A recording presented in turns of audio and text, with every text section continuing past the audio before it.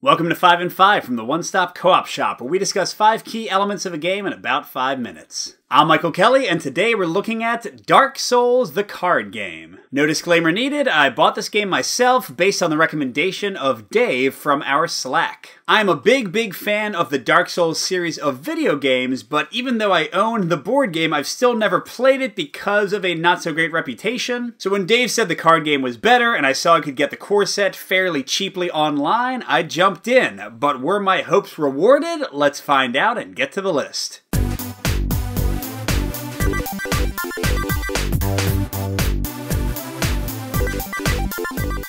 Starting out with a pro at number 5, while the game can be played both solo and cooperative, I really like the cooperation that the game plays when you have 2 to 4 players. In the actual battles themselves, players have to coordinate who's going to take hits from which enemies, how they're going to move around the battlefield, who's going to defeat who, with each of them having different weaknesses that'll play to the strengths of each character. And the game does turn structure in my personal favorite way in that everything is integrated. I can take one of my actions, then you can do 2 of yours, and we have to, again, discuss everything to make sure the timing works out just right. And speaking of timing and the tactical movement puzzle, that's my number 4, although it's going to be more of a mix.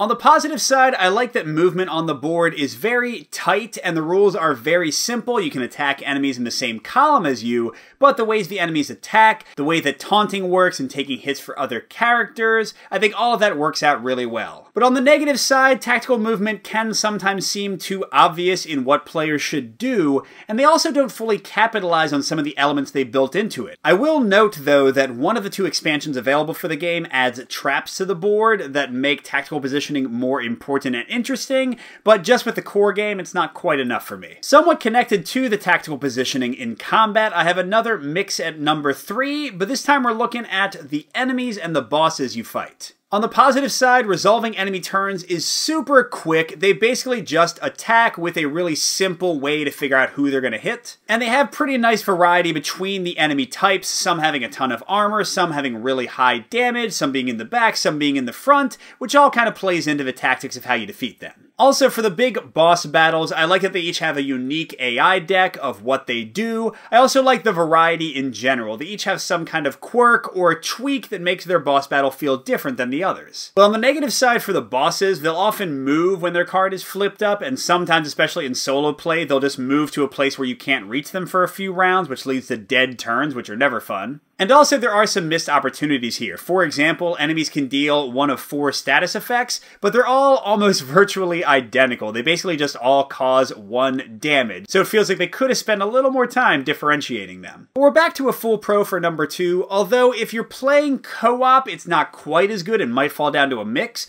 and that's how you deck build and level up your character. So after each encounter, you'll get souls to buy better stamina cards, which basically power your weapons and armor, and also you'll get new items. I like this 2-pronged approach to leveling, and I like how you have to balance them, trying to get the right kind of stamina, and deciding whether you want to use some great weapon and whether you can kind of splash in another color into your stamina pool. But where this upgrade system might fall down for you, mainly with co-op, is if you play the same character multiple times and you have other people who can take the items you can't use well, you don't have the same tough choices of leveling you do with solo, and it might become kind of rote and obvious, like I'll definitely take all the things that are yellow, you take all the things that are blue, no choices needed. And we're going to end with one more mix, a lot of them in this review, and that's focused on the card play and the cards as life that kind of forms the core mechanics of the game. This game reminds me a lot of the Pathfinder adventure card game in that your deck is your life, and you'll have cards that can either stay in your deck or go to your discard pile depending on how you use them. And that's where the positives really come in here. You do have interesting choices on whether you want to spend more stamina to hang on to a card,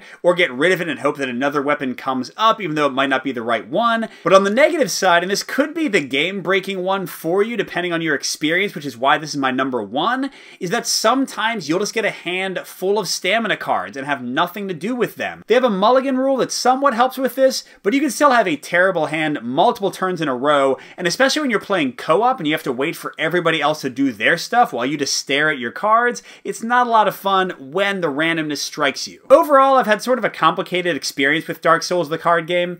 The first few times I played, I was enthralled, but every time I played after that, it felt a little more samey and a little less exciting. Now, I do want to put it out there that I've only played with the core game, and I hear that both expansions make the game tougher, which it sometimes needs, makes the tactics more interesting, allows more combos. So if you're willing to invest in all of the stuff, or at least one of the two expansions, then I think the game will have a lot more legs for you, and I think I'll enjoy it more as well. But the really tough thing about recommending this game is that it's not at its best with co-op or solo, because solo has the better deck building where you have to make tough choices of what you want to keep, but co-op has a better tactical play where you actually have a lot of characters to deal with on the board. In solo, everyone just attacks you, so it's not that interesting. So I still think Dark Souls the card game is a lot of fun, and I recommend you try it, but whether you're going to buy it, I'm not really sure myself. I'm not sure if I'm keeping it. I want to try out the expansions and see how many legs it has. Good gaming, and I'll see you at the next stop.